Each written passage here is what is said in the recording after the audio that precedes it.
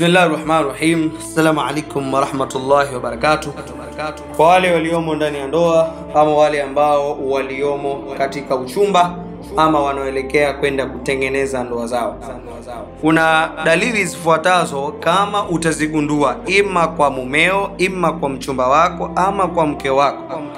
Kama usipozifuatiza ama kuziondolea ama kuzitafutia ufumbuzi, basi uchumba huo ama ndoa hiyo inaweza ikawa imo ndani ya hatari.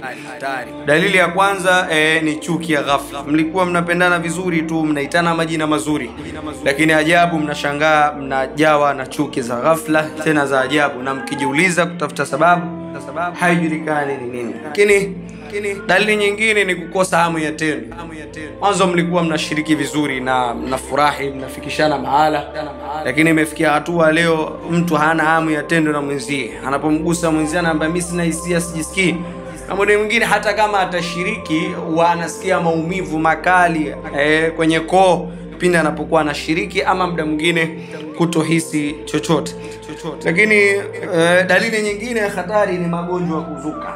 Mara leo unaumwa kiuno, mara kesho mgongo, mara leo kifua kimebana, na dalili nyinginezo. Dalili nyingine ni uzazi kuwa mgumu bila sababu za kibiolojia. Nakwenda mnapima, unaamba mara na uvimbe, mara mfuko wa uzazi umetunga nje, mara mimba imekalia kulia, mara mtoto kakalia hivi na kile, mwisho wa siku mimba zenyewe zinaharibika. Na dalili nyingine ni ndoto za fitna, kuota unapigana, ima watu unawapiga ima wanakupiga wewe, na kuota unakula. Hizi ni dalili tu baadhi kwa wale waliomo ndani ya uchumba ambao mwanzo walikuwa wanapendana vizuri tu, lakini na wale waliomo ndani ya ndoa ambao mwanzo walikuwa wanapendana vizuri tu, lakini baadaye mambo yamekwenda yanavurugika, na wanajaribu kukaa leo wanapanga vizuri, kesho wanagombana tena. Na mwingine kama yuko ndani ya ndoa mtu udai mpaka talaka, lakini akishaandikiwa talaka hajui aliyetoa talaka kwa sababu gani na aliyepewa talaka hajui ni sababu gani.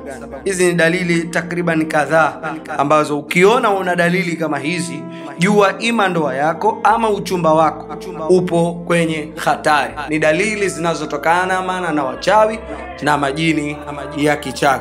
Ni ndugu yako hapa Sheikh Sherif Madua TZ. Unaweza kunitafuta kwa mawasiliano ili tuendelee ama kukuendeleza katika tiba, dua, visomo na majosho mbalimbali. Kwa nambari zangu za simu ni 0716916665 ama 0716916665, ama nambari nyingine, au unaweza ukanitafuta kwa WhatsApp ni jumrisha 255716916665. Kupona kwako ni fahari kwetu. Wassalamu alaikum.